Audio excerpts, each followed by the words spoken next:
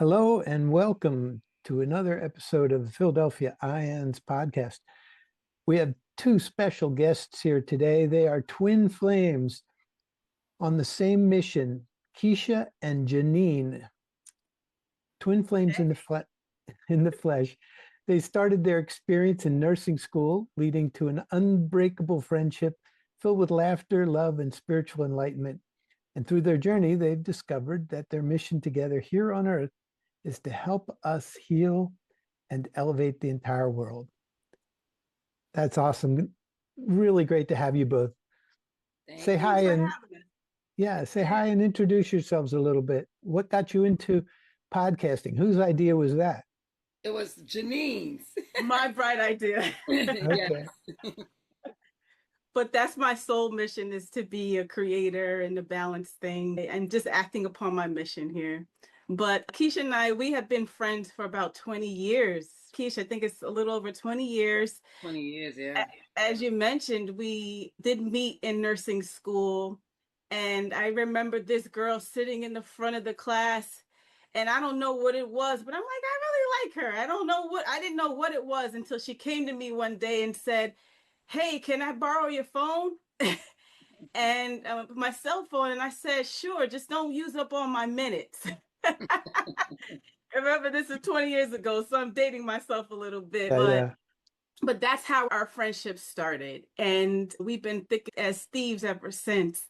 And when we were going through nursing school, we used to have conversations, and we realized that a lot of things that happened in our life were the same. And we went to the same college and a lot of different things. And even when we graduated nursing school and took our boards, we didn't go to the same location because we didn't really disclose where we were going to be, just to like safeguard that, not to bring any negativity into it. We wanted to keep it a secret from each other. So we didn't go to the same location, but we found out we took the same number of questions. We sat at the same numbered desk, had the same locker, and it started to become like a Freaky Friday after a while. We couldn't figure these things out until one day I went on my Google reel, and all of a sudden this thing popped up, and it was this concept about a twin flame. And when I read it, I'm like, this sounds like me and Keisha. So ironically, and here we are 20 years later, we have had numerous psychic readings that have confirmed that we are actual twin flames. That's so awesome. Here we are. Yes. Yeah, it's amazing how synchronicities abound, and so many people overlook them and think, oh, that's just a coincidence. No, not just a coincidence. Definitely. Deeper stuff going on. I think we actually, before we come, we're like, okay, you're going to do this and I'm going to do that, and we're going to work together on this, and and we set that all up, and then we program ourselves. It's okay, when I see you, I'm gonna recognize you, and I'm gonna be like, wow, there's an interesting person. I think all of that stuff happens in when we plan our lives. So you came up with the idea of the podcast, Janine. Was it hard to convince Keisha to go along? Nah, not my bestie. Not my bestie. All right, cool. And when did you start that? We started like almost 2 years now. Okay, that's pretty recent. You've already got like 80 videos I saw. That's awesome. Yeah. And what's your favorite part of the podcasting business here? You go ahead. The people you meet? I never thought about that question. Thank you for asking that. The funny thing is, I was telling someone the other day, I don't like public speaking, but I like when I see us like on the after part, the after effect is, well, we sound good. We got this. And in the beginning, people were like, you guys are destined to do this. And we're like, oh, okay, because we're both registered nurses. So yeah. I never dreamt of being on a podcast and doing public speaking. And so I just like the effect of it. And I like when people, you know what, one of the things I love is when people actually watch the whole video and say they learned something from the video. You're like, thank you. I'm not wasting my time. That's the best part. Yes. How about you, Janine? Give you a shot at that same question if you want to answer. Yeah, I agree with Keish. I think that is one of the best things. And then with our spinoff show, we have Twin Flames Fix My Vibe, where we actually bring some guests onto the show where we are helping them on air get through some of their trials in life, and just to Nice. know that we can share that with the world and let them know, hey, listen, like our concepts are real. And for me, it's enlightening to just be able to show that and express that with the world. Love it. Love it. Yeah. Let's dig in a little bit. And if you have any questions that are on your mind that you've always wondered about, let me know, because I've been on this path myself since I was a kid over 50 years ago. And I've been really in the deep end, as they say, and really enjoyed the whole concept of near-death experiences and all the paranormal, metaphysical, interesting aspects. I want to know the answers to the big questions. So Why are we here? What are we doing? What's going on? exactly. And I'm glad you said that, because since you've been hearing a lot of people's stories, why do you think God, the universe, has made so many souls have a near-death experience and come back and tell their story? Why do you think, what is the ultimate goal behind that? I think the renaissance is happening right now with these coming to the surface. I don't know that it's actually more than it used to be. I can't say that for sure. We just celebrated the 50th anniversary of Raymond Moody's book that launched the whole term near-death experience. His book, Life After Life, came out back in 1976. And it's made a lot of change. And a lot of people read that book and they're like, that's what happened to me. I had one of those. They had no idea before that. They were just kind of living with this secret. I had this weird thing happen and I'm not going to tell anybody, because when I do, they look at me weird and they think I need to go to the psychiatric hospital. But now it's become more and more acceptable. And so I think it's just more people coming out of the woodwork. But I also think it's an important time for this information to get out and for us to know there's more to life than all the mundane everyday stuff. And really, as the main message is to be nice to each other, to be loving and kind and compassionate. That's exactly right. Yes. So Exactly. when I had my near-death experience, I went to a dimension where Catholics will call Purgatory. Oh, this is my favorite subject. Okay. I'm actually writing a book on this subject. So please, Keisha, give it to me. Okay. Go for it. So lay it on us. So for your audience, let me just paint the picture.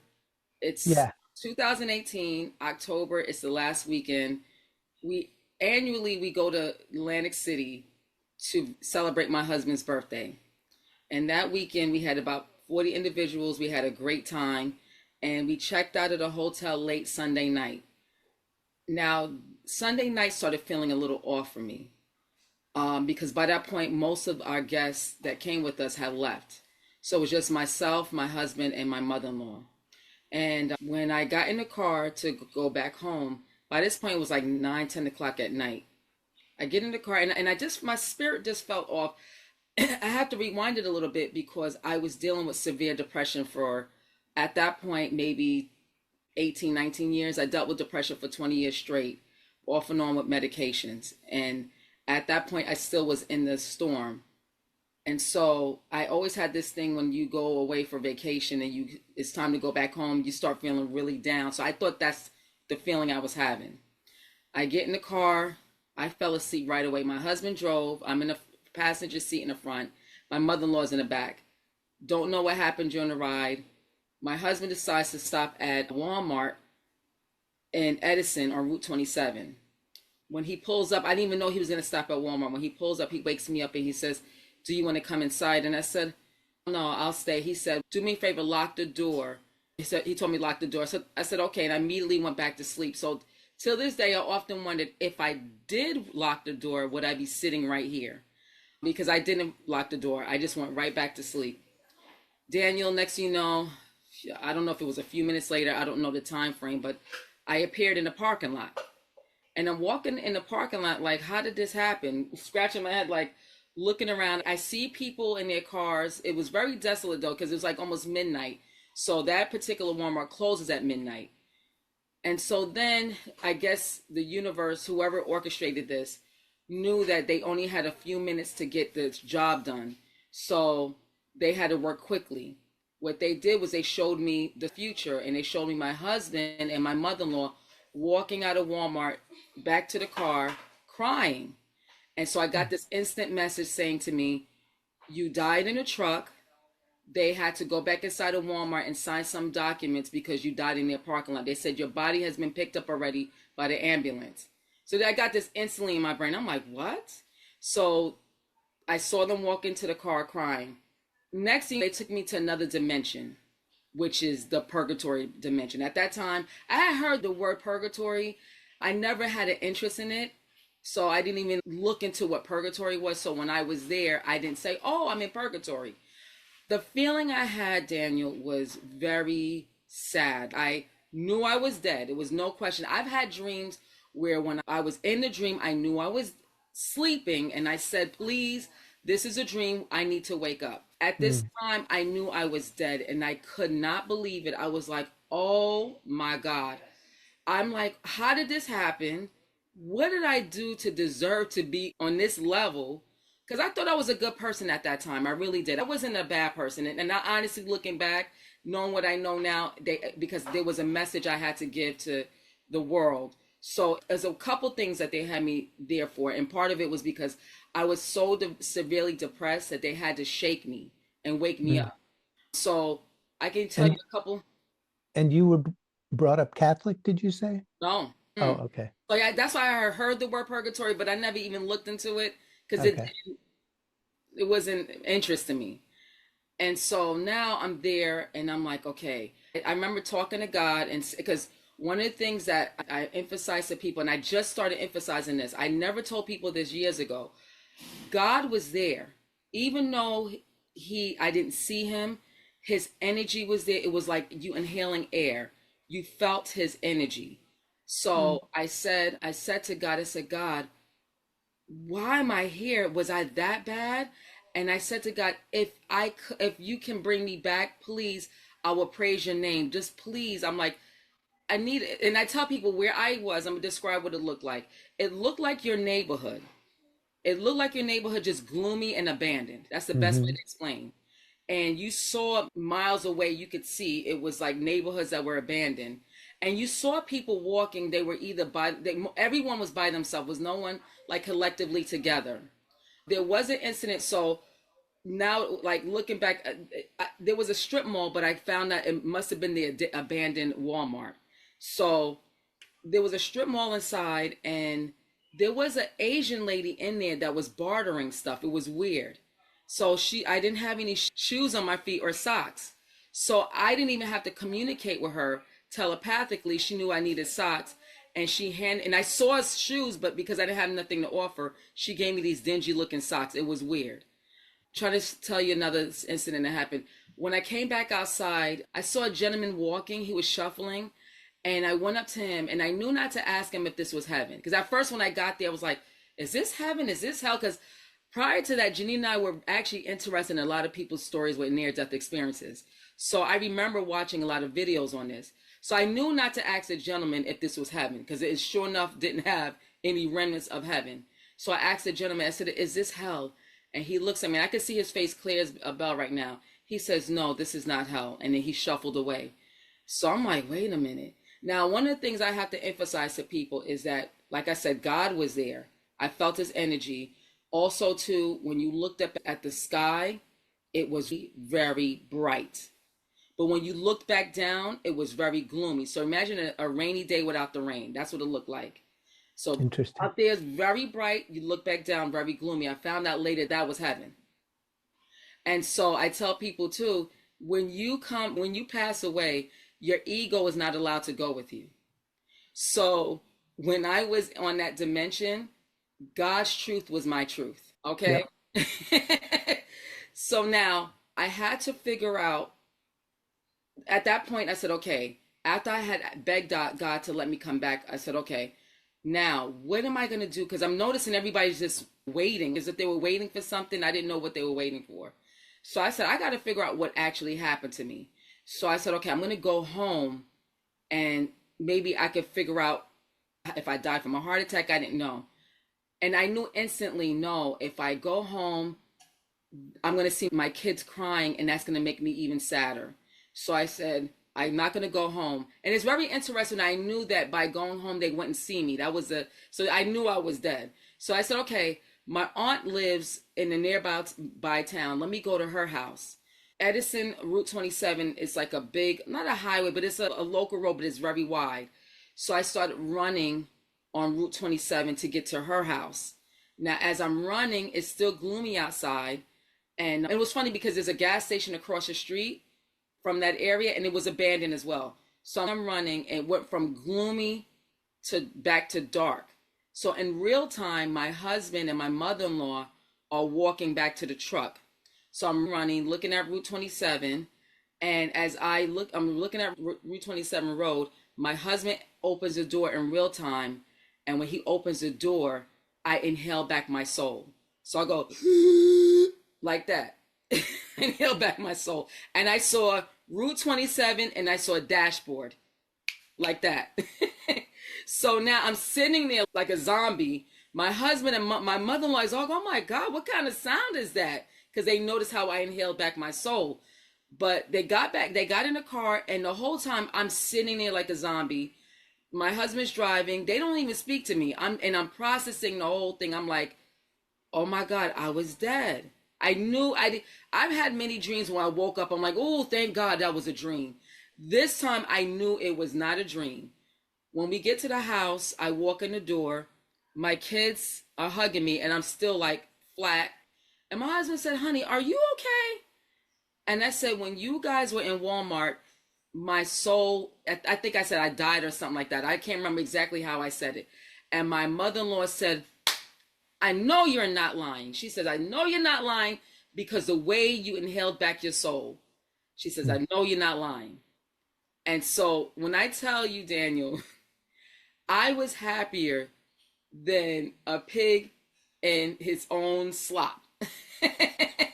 I was like a mayor. I was shaking hands and kissing babies for the 3 whole weeks. I was so happy. If you told me my husband cheated on me, I would have been like, we can work this out.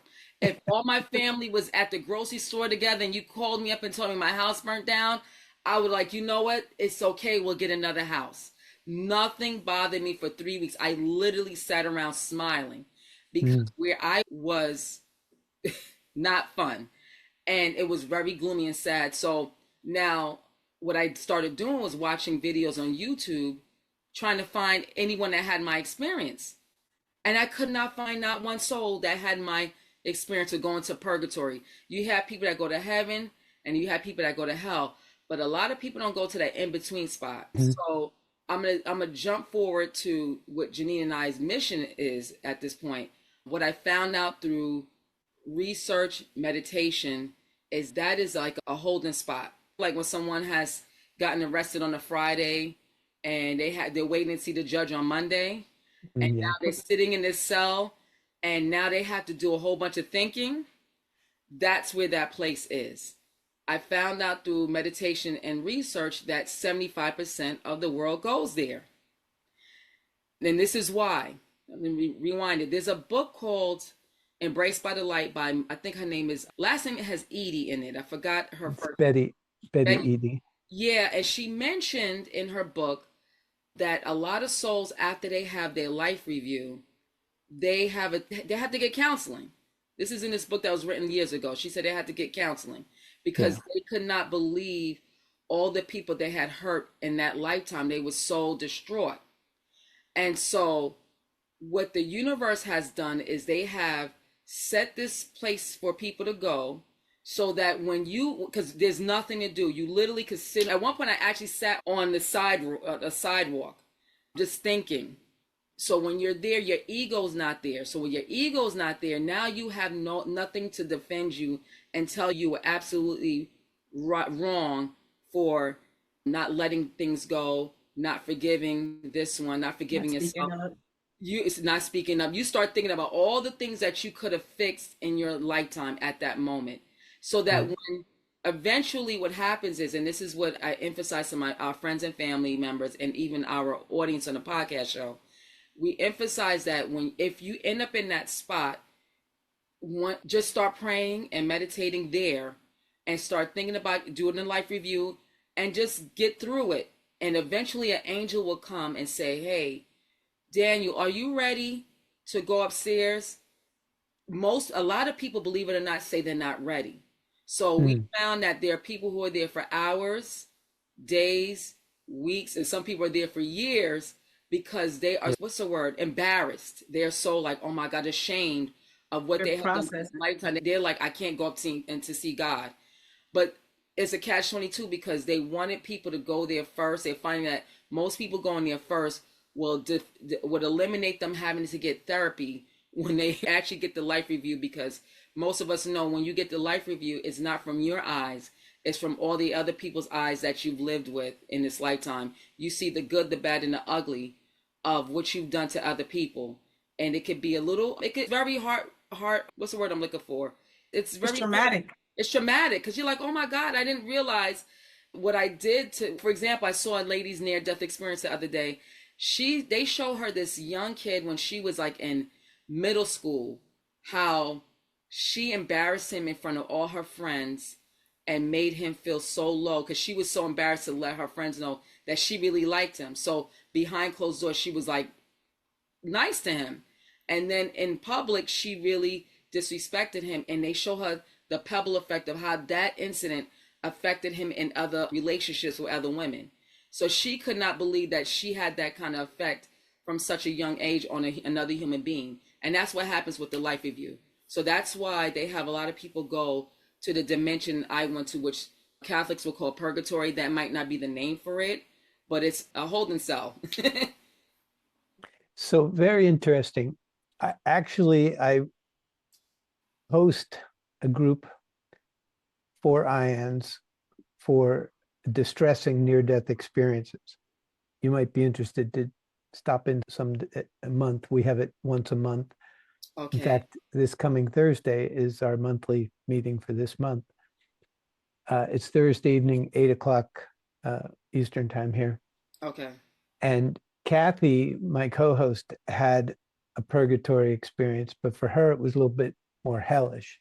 And there's another thing you might want to look into. It's called Astral City. It's a movie and there are some books. And it was from a gentleman who was Latino from South America. I'm not sure which country, but he's from South America, and he passed away, and he started communicating with a friend of his and telling him what it was like when he passed over. And so the Spanish title is Lo No Sonar, I think. And anyway, they called the movie Astral City, and they re-dramatized what was in the books. And basically, when he first passed over, he was in a dark forest for him. And he was alone, and it was a little scary, and there were some things in the distance and things like that, if I recall correctly. That's the impression I had from when I read the material and saw the movie. And then slowly he found his way out. And that was about him coming to terms with the fact that he's dead. And then he found his way to a hospital of sorts. It was a sort of high-tech hospital, modern, futuristic is the word, futuristic hospital. And they brought him in, and there were other people in beds, and they were healing them from the problems that we take on in an earthly life. Because Earth is a tough school. It's dramatic. A very interesting story that you might be interested in looking up, the Astral City. And my co-host, Kathy, she wrote a book called, I'm losing it. Anyway, she had the hellish experience, and then she realized at the end of the hellishness that they were being affected because it was Christmas on Earth. She's like, why is everybody so sad? And why are the demons not as demonic? And they said, oh, it's Christmas on earth. It's always a sad day in hell. And she's, wait a minute, that affects you guys? And she started singing a Christmas carol. And then she started singing the little Lord. And as soon as she got to the word Jesus, boom, she was out of there. And there's another gentleman you may have heard of, Howard Storm. He had a literally hellish experience. It was really bad for him. And he had this feeling after being absolutely horrendously tortured that he should call to God. He had a thought, call to God. And he's called to God. I don't believe in God. I'm an atheist. But if you put two and two together, wait a minute, I'm in hell. There must be a heaven. There must be a God. Why wouldn't I say, hey, dude, I don't deserve it this much. Yeah, I wasn't great, but I don't deserve all of this. Anyway, there's a lot of stuff. Yeah, that's what happened with me. I'm like, wait a minute, was I that bad? Because I tell people, whatever the worst day on this planet for you, times that by 10. And that's what the energy felt like where I was. Even though it wasn't hellish, it was so freaking sad that I could. And I'm like, wait, I got to be here forever? I couldn't understand what was going on. I'm like, but is it that hard to get in heaven? It was the feeling, the energy was so sad. So from my studies, what I think that may have been was echoing your mental state at the time, your depressed state. Yeah. And so it was like, okay, now you're in a spiritually depressed as well as physically depressed on the physical side. And like you said, I think there are astral realms. We have the physical, but when you pass, you're like in the physical, but you're not physical anymore. You're an astral body. And then if you're okay, you proceed. If you're feeling guilty or depressed and things like that, you might stay in this level. Or if you're really attached to things, like attached to your home or your loved ones, you might hang around, which is where ghosts come from, in my opinion. So there's a lot of interesting stuff. But yeah, if you say, okay, I don't deserve this, God is not judgmental. I don't know if you caught that from your studies. Yeah, exactly. And I didn't feel, when I was there, I didn't feel like he judged me. But what that level, like I said, this is through meditation. And actually, I was talking to a lady over the phone who is a psychic medium, where literally you're on the phone with her, you're talking to her and her spirit guide at the same time. And when I was telling her about my experience, and I told her 75% of the world goes there first. And I don't know if the number is correct, but she was like, she has a name for her. She's agreeing that exactly what you're saying. And through meditation and through with the work that Janine and I do, I got a lot of validation. Also, after the show, I'm going to give you the name of a particular YouTube show that you need to watch, because this guy, he has a spirit box, and he communicates with a lot of celebrities that go on to the other side. And he catches them before they ascend, and they go where I went. So when I watch his show and they're describing where they are, is basically where I went. So I'm not surprised that these celebrities are going there first. And this particular gentleman that hosts the show, if he feels a need, he'll ask his own spirit guide that's over there. He'll say, can you take so-and-so up to another level? If he feels, he doesn't do it for all the celebrities, but he does it for a handful of them. Yeah, yeah. There's a gentleman who we're very friendly with, longtime friend of IANDS. His name is Father Nathan Castle. And he does that work. He has out-of-body experiences, like where he's in the astral realms, and he'll get assignments. He'll be in the astral and he'll be like, okay, I'm drawn over here. And he finds some lost soul who's hanging out down here. And he tries to explain to them, it's okay, you can go and look for your guide and look for the light. And they do. And then off they go. That's a thing. I don't know if you've ever heard about it, but it has a strange word for it. It's called psychopomp. And I'm not sure where it comes from, but it's somebody who helps souls pass over, cross over. Yeah. So I'm glad that you brought up the experiences that Kathy wrote in her book and the other gentleman had described, because it really correlates to the work that Keisha and I do. So to give you a little bit of background about myself, I didn't have an NDE, but I did have an enlightenment before Keisha did. And my enlightenment is what really sent me on my spiritual journey to where we are now. And during my enlightenment, I was hearing voices, and these voices were telling me about who I was, about past lives, about my significant other at the time. And the thing is that the information felt so real and the experience felt so real that I was crying at 1 o'clock in the morning, bawling, crying at 1 o'clock in the morning as I'm processing this information. And it actually happened twice to me. And when I called Keisha and I told her what happened, we weren't talking at the time. That was the one time that we had an argument. The one time we had an argument, we didn't talk for over 30 plus days. And I called her when this happened, and she had no choice but to be there for me because she knew how distraught that I was. She knew I was going through something. And she likes to say that I was going crazy and that she thought she was going to have to call my mom. But after a while, she knew that, you know what, there must be some validity to what this girl is saying. And the funny thing is, when I had my enlightenment, I don't know why, but I was communicating with the voices and I said, what about Keisha? I really did. I said, what about Keisha? And they said, don't worry, she will have her soon too. And sure enough, she went through an enlightenment within months of me having mine. And when I would have to say probably within the last 3 years is when we really got to the gist of why we came here, because we started to understand these particular concepts, metaphysical concepts that has been the foundation for the work that we do. So we ended up we ended up studying Dolores Cannon. We studied Carl Jung, and then we also studied David Hawkins. David Hawkins is a big one for us because this is where I'm saying our work correlates to those particular messages that you brought up, examples that you brought up.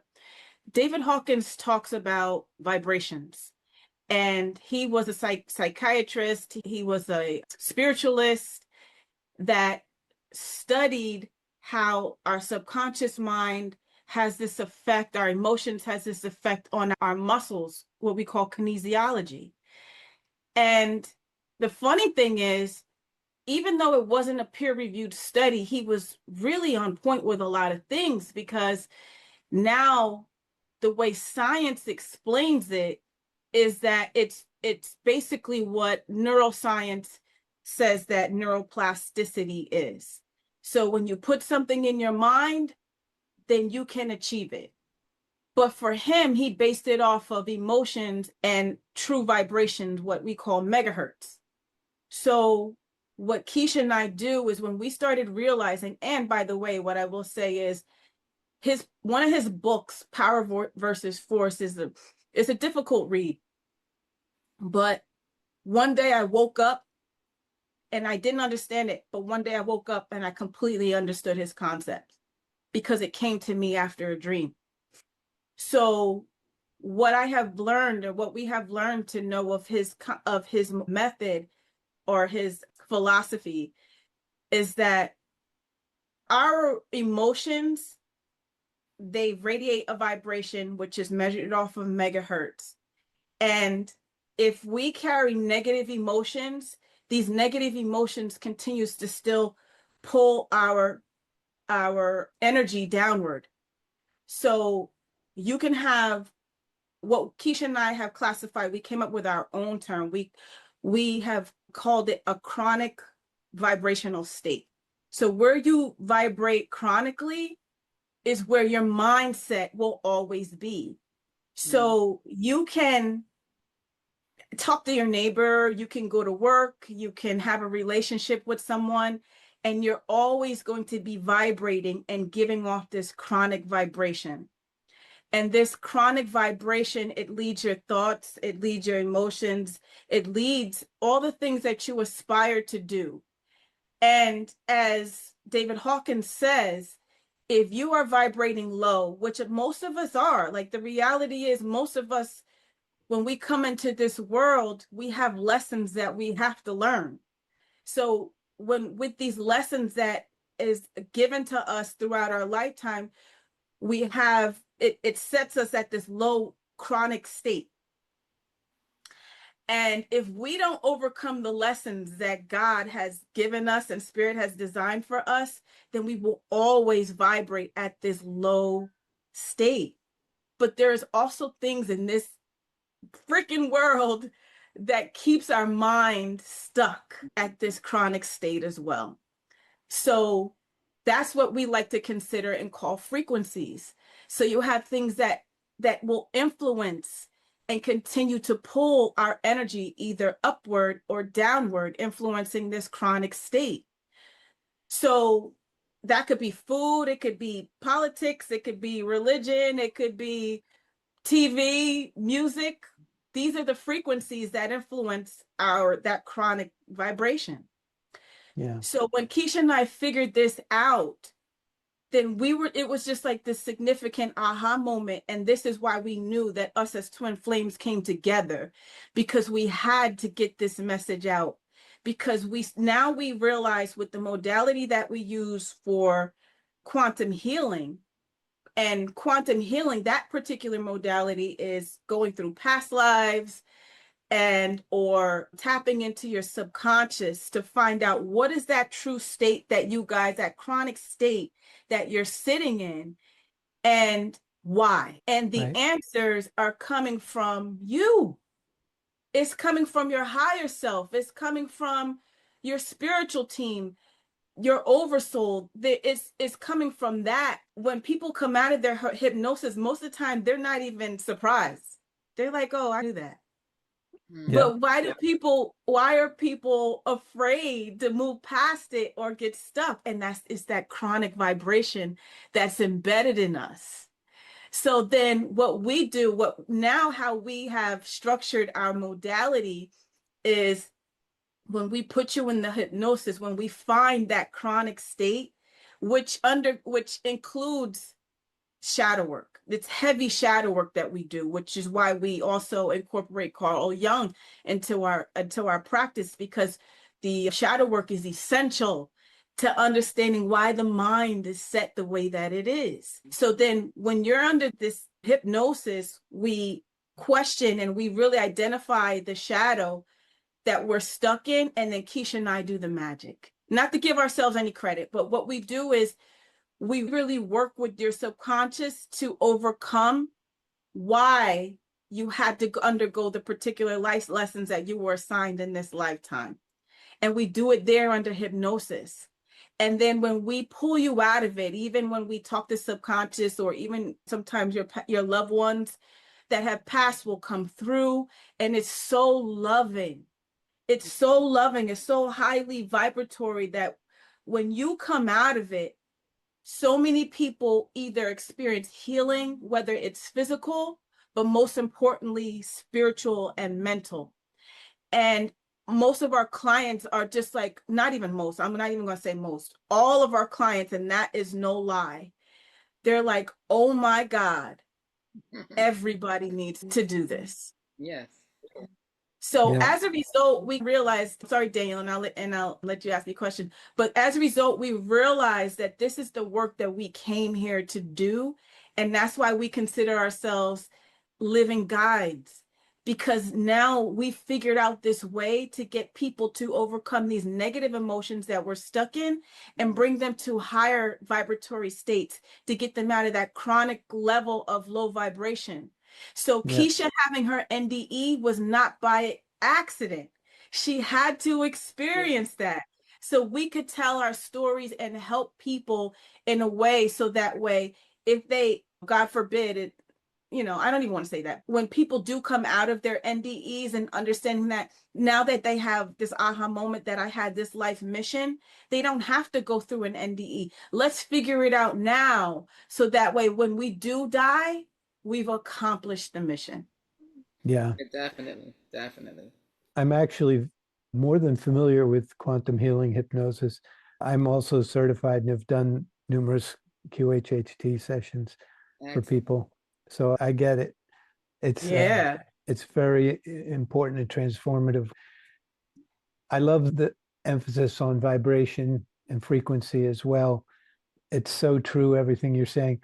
I have a favorite saying, and one of my students gave me something. It's all good, baby.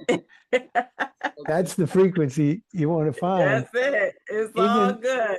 Even when things seems to be going to hell in a handbasket, you want to be like, okay, it's all right. This is going to settle out. It's going to be better than you expected. Yeah. And then good stuff comes.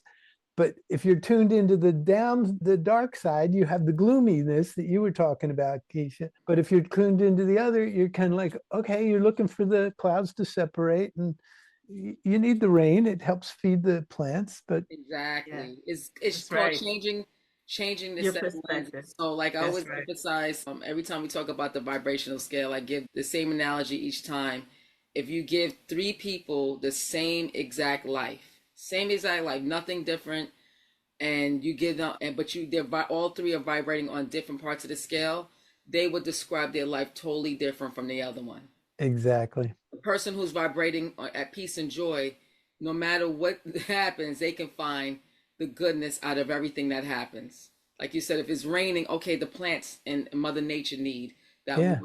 Versus the person, oh, it's freaking raining again. It always is raining. So yeah, it's all about the set of lenses. Absolutely. 100%. Yeah. Well, that's fascinating and wonderful. So you've got the Truth Be Told podcast. You're doing the quantum healing hypnosis.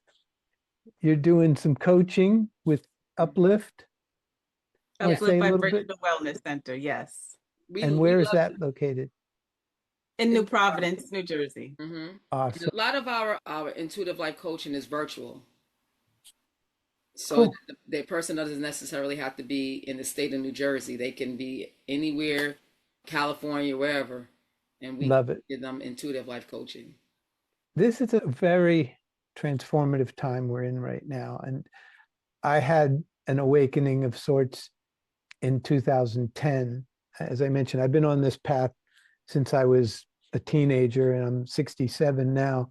And in 2010, the final piece came together for me, which was, I kept thinking, all right, is this more correct or is that more correct? I kept doing this or that thing. And this teacher who I really love gave me this concept of, it's not this or that, it's this and that. We live in an inclusive universe. You want to take it all and harmonize it and integrate it, a la the shadow work. Otherwise, you're pushing a piece of yourself away, and you can't heal that way. Yeah, that is exactly right. Really quick, as Janine was talking, I remember one client we had. In this lifetime, she's having a hard time letting go and forgiveness. And so in one of her lifetimes, that was the issue. She was very mad at her husband in that lifetime, and she could not forgive him. So we had to counsel the soul in that lifetime while she was under and make her understand how she had to forgive. We didn't make her forgive. We made her understand why she had to forgive, and so that she could bring that over into this lifetime. So the quantum healing portion is amazing, because you can, and then when people come out of it, they're like, and sometimes they don't really see the difference until a couple days later, and they're like, you know what, I feel a lot better. Yeah. And one thing that we and which you already know too, Daniel, is that we have to get people to achieve the max vibration of love, right? Mm-hmm. Everything that we do, just like you said, has to be through an act of kindness or whatever version of love that you choose to give off and express out into the world, with your communication and with your relationships. It has to have love embedded in it. And this is why we're trying to help people change that vibratory state, switch that chronic state to something higher, to get them as close to love as possible. So this is why, we operate on this frequency now, because this is what has gotten rid of the negativity that surrounds Keisha and myself. We didn't even realize we were born with negative energy on us until a psychic told both of us. It's funny, we both went to different psychics at around the same time, and it was not by coincidence. That's the twin flameism there, by the way. And they both told us the same exact thing, that we both were born into this negative energy that came from our father. We had to work to get this negative energy off. And Keisha and I, we couldn't understand, because we're like, oh my God, we've learned so much. We do so many things spiritually. How could we possibly still have this negative energy on us? And that kind of brought us to this next level of understanding and studying about how negative energy really truly works and latches on to us, and how it helps. How it not helps, but how it controls our inability to move up in the vibrational scale. Just so you know, love is everything. The analogy I like is that we're naturally buoyant. We would float if we weren't held down. And we're held down by these negative things, which are things we've learned from the family, from the siblings, from the teachers and friends and enemies and all of the above. And it all just weighs us down. It holds us. Yep. And the more we can cut those ties, the more we just naturally float to a higher level of being. Yeah. That's why people say they feel lighter when they get cleansing or they clear their chakras. And also, just to show the correlation, when you were speaking of Kathy's book, this is why when she sang that song, the negative energy disintegrated. Yeah. You can't be in those two states at the same time. You can be afraid of God. That's a different vibe than being thankful or asking for help. Totally different. Correct. 180 degrees different. Fear sits low on the vibrational scale. So there. You know this, but for anybody who's listening, when we grow up, we think, okay, love and hate. That's not they're not opposites. What we call love normally is I like that a lot. Oh, I love that. And hate is, I don't like that. That's not what we're talking about here. We're talking about divine love. And the opposite of divine love is fear. Mm-hmm. So do whatever you can, I say, to let go of the fear. Oh, absolutely. Yeah. Yep. Definitely. I have a saying for it. Love more, fear less. Mm-hmm. Exactly. Yeah. And not to throw religion into it, but then unfortunately, that's what happens with religion. It's because of that fear base, that it won't allow our minds to expand and really truly understand what the universe and what the capabilities of God really truly are, because you live inside that spectrum. And the interesting thing is that fear and love is light, right? It's light. So you have love that carries a high level of light, or illumination, if you want to look at it that way, illumination. And then fear carries a low level of light, but it's still light. And it still sits on the same spectrum. No matter what, there is light. Yes. Otherwise, we wouldn't exist. You would be gone in a second. And that light comes from the great source. Thank you. Yeah. Indeed. I like God, source, universe, creator. Yeah. Lots of good terms. Yes. This has been great. Anything else you want to touch on? Any questions? I just want to emphasize that I'm a psych nurse. I wasn't a psych nurse until now. It's going on 3 years. Wow. I get to see how people who are vibrating low, what it does to them. And one of the things about me is I've always been the type of person where I need to get to the core. Okay, how can we help? I'm always like flipping things around. Okay, because even with the intuitive light coaching, with the quantum healing, we do a great job helping our clients. But then sometimes they slip down and then they'll contact us. I had it in the beginning and now I'm losing it. And so I kept trying to chip away at this and try to figure out what is it that's really causing people to slip out of being on a higher vibration? And it's negative energy. I saw 100%. I saw this video the other day, a little Italian lady. She was like closer to the end of last year of 2025. She had a near-death experience, and Jesus showed her. He took her into outer space, and he had her look at the earth. And he asked her, "What do you see?" And she said, "I see city lights. They're pretty." He said, "No." He touched her eyes and he said, "What do you really see?" And he showed her all the people on earth and how most people were riddled with negative energy on them.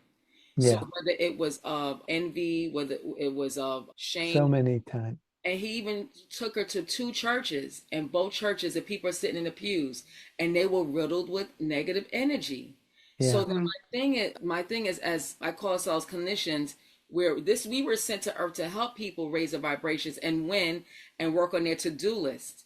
And and to go to the to-do list, like you literally, the spiritual council has sent Janine and I to help people with their to-do list. And usually the to-do list has no more than 5 items on it. So I'm like, how can we get people to check these things off their to-do list? So going back to the negative energy is like, how can you get the negative energy off of them so that they can check these boxes off? And it starts with gratitude and appreciation. But also too, it also begins with you making up your mind. You have to talk to yourself, and you have to stop being your worst enemy. I tell people, when you wake up in the morning, when you're brushing your teeth, start talking positive to yourself. Start making sure that you're gonna you prophesize over it. You say, "I'm gonna have a great day." And anything, going back to the set of lenses, anything that is negative, you turn it into positive. And the rule in the universe is, as long as you are keeping a steady pace with this positive thoughts, the negative energy that surrounds that has to leave. Yeah. It has to leave at some point. Not right away, not 2 hours later. It could be a few days. And then they say usually it's like a 21-day rule. I don't know how true that is. But that negative energy on people is what's holding a lot of people down. And that's why the earth feels so dense. Yeah. And so when we do angelic Reiki, what happens is that negative energy is released for a short space of time, and people feel literally light and crisp. And they're like, "Oh my God." So we emphasize to them, you have 21 to 28 days to whatever you need to do. This is the time to work on yourself, because the angel energy that's in you you get a VIP pass. Now, if you want that doorway to open longer, keep positive thoughts. Correct. It's important also, though, to understand that we have times when we get down, and that's okay. That's okay. Definitely. Yeah, definitely. Because we can't, there's a thing that I've been seeing that kind of rubs me the wrong way. It's positive vibes only. Yeah. Have you seen that? I'm afraid I'm on Earth, and I know that while I'm in a pretty good shape and stay very positive, that's a lot of weight to put on somebody who's having a hard time, to say, "No, I don't want your negative energy." So that's why I'd rather embrace them and say, "Hey, it's okay." And that's why God sent me as a psych nurse, because I'll be honest with you, I get to see it from all angles. So there's people who literally, like, Janine and my husband, we had a talk for 3 hours about people being stuck. And there are people who you could give them all the tools. You could show them how the tools operate. And it's part of their fabric. It's like they wear it like a badge of honor, where they want to be stuck. And not to say, and they're not using the word stuck, they have to identify with something. If life is going too good, no, something's wrong. Here's the saying. Give me a second. Some people, oh, dang, I lost it. I had it a second ago. Oh, some people aren't happy unless they're unhappy. Yes. Yeah. Some people aren't happy unless they're unhappy. And this is the parental thing. You grow up in a household where there's that energy, you get used to it. And now you're being asked to change. It's uncomfortable. It feels no, I prefer to be. It becomes you. Yeah. It's a set of dirty clothes. Some people have had the experience of going through, you may have done this in some of your hypnosis sessions, a mental car wash, where you're just washing the spirit clean, just Yeah. letting it, do it with a waterfall or something, but it's a car wash. It's get all the junk off. Mm-hmm. It comes back. Yeah, and so that's the thing. I do a lot of meditation and I communicate directly. And I got, from getting my Akasha records read, I got clarification because one day I was meditating and the spiritual council said, we sent y'all. And I'm like a Downton Thomas, so I got to go and do my research and make sure that's what I heard. And one of the things, once I understood that we really were sent directly by the spiritual council, they're getting very frustrated because we're wasting bodies. We're wasting bodies. So what happens is, going back to that person who is not happy until they're unhappy, is then why did you come? You're just sitting here in this negative slop. You want to be negative. You want the dirty clothes on you. And they're like, we could have gave your body to another soul. So they're getting very frustrated. And I have direct talks with them. And it's like suicide. It's like they get mad at suicide because you wasted a body that they could have used for somebody else. So that's how they're looking at people who want to, that stay in a negative, low vibration, and they know that they can get out of it. They see the sunset and they choose not to see this, go to the sunset. They choose to be here. And it's hard because the negative energy that's on them, the ego is telling them, you don't need to go to the sunset. Stay right here. You feel better here. Yeah. And so that's why a lot of light workers were sent to this planet to help these souls that are want to stay in the dirty clothes, to get them out of the dirty clothes. But it's a hard mission. They have to want to. It's one of my favorite jokes is, how many psychiatrists does it take to change a light bulb? One, but it's got to want to change. Yeah. Okay. Yes. That's the deal. We got to want to. Otherwise, and if somebody's in that mode, I just give them love. I just give them understanding. I give them compassion. Yes. Because anything else just makes it worse. It's no, you get it, shape up. And we don't operate on that level. This is just, we're being transparent on the other end, but we definitely give love. We tell them, and we understand that everyone is taking their test. Everyone. So there's a thing I want to, since you're involved in psychiatry, have you heard of IFS, internal family systems? Yes. Okay.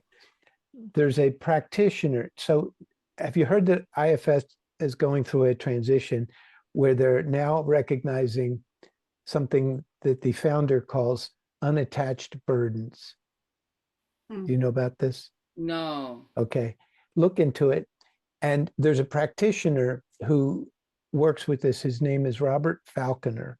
Now, he's getting older. I think he lives in the Philadelphia area, but he's getting older and he's backing off and he's doing a lot of writing and he still does some coaching, but he had the most horrific childhood. He and his brother were basically tortured by their father. And his brother ended up committing suicide. Oh, wow. And so Robert came out the other end. He was like, he managed to transform that energy. You were talking about transforming your family history. He transformed some serious junk.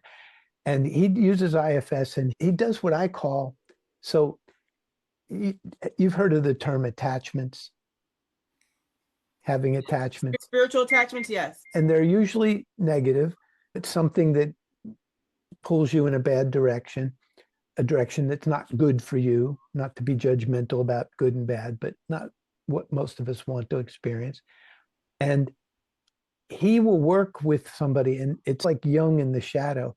He treats it as a portion of the self that either needs to be loved and integrated or let go and sent to somewhere else where it can do what it's doing, because it's free will. But it's what I call, I've coined a term for it called soft exorcism. I don't like the idea of exorcism because that's like creating this battle between good and evil. And I think battles create more negative energy. Mm-hmm. I think that the negative beings, the negative entities, they like that. They want the struggle. They're not happy unless you're unhappy. But that's not the only way. I think there's a way of kindness and compassion and shadow work.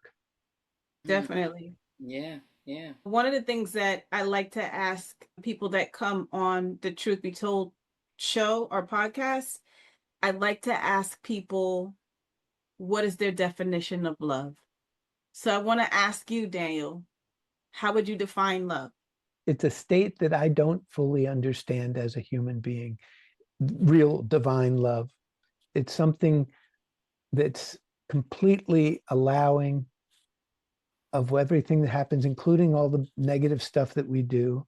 It gives us that free will, and it's waiting with open arms for when we come back and we go, yeah, I shouldn't have left. It's the story of the prodigal son or the prodigal child, to make it non-specific. You know, the story is that the child says to their father, who is the king and very wealthy, and says, I would like my inheritance now, thank you. And they take it out into the world and they squander it. They end up sleeping with swine in a pigsty, and he's broke, and he's, my father's servants live better than me. I'll go back and be a servant. And he comes back, and the father sees him coming, and he says immediately, kill the fatted calf. We're going to have a celebration. That's only half the story. The other son was the good son who never left, who never squandered anything, who never disobeyed. And he's, what about me? You've never had a celebration for me. And the story is, we are valued for having left and come back, for going off on that journey and coming back to that divine, unconditional love that I'm looking forward to. But I really, it's a state that I can only imagine. That's what I think. Yeah. That's nice. I like that answer. It's a little long, but thank you. Oh, great. I'm full of answers. What else? Anybody, if anyone is interested in hypnotherapy, they can definitely visit us at Uplift Vibrational Wellness Center, or you can go online and you can get a free consultation from Keisha and myself at Uplift Healing Centers with an S at the end, uplifthealingcenters.com. Keisha and I, like we had mentioned earlier, we do not only quantum healing, which we actually have changed it to quantum restoration. We love to call it quantum restoration. And we do angelic Reiki, which is a different form of Reiki where we call in the angels to help guide in the healing process. And we also do intuitive life coaching, which can be done virtually. As Keisha stated, you can sit right in your home. And again, we use a lot of our, not only our intuition, but a lot of these methodologies that we discussed, we incorporated into our sessions to help do shadow work, help individuals overcome their shadows and do shadow work. Visit us, guys. And then also you can watch our podcast, Truth Be Told Conversations, and Twin Flames Fix My Vibe. Once again, where we have people come on from all across the country. We have a lady coming on the show. We're filming with her next week from Canada. She's getting on a plane. She's getting on a plane from Canada to talk about her hypnotherapy experience. It's really great. It's really enlightening if anybody wants to understand more about quantum restoration. And I just want to ask, somebody might say, why would I come to you both? If you feel stuck, if you're feeling stuck and you feel like you want to know why you were sent to this planet, if you feel like you need some answers, we are your girls. Yeah. Love it. There was no mistake in us meeting and having this conversation. And we've done some healing and restoration right here, right now. And for everybody who's listening, yes, I want to thank you for what you're doing for the world. Thank you. And I appreciate you very much, ladies. And same to you. Thank you. You as well. Yes. All right.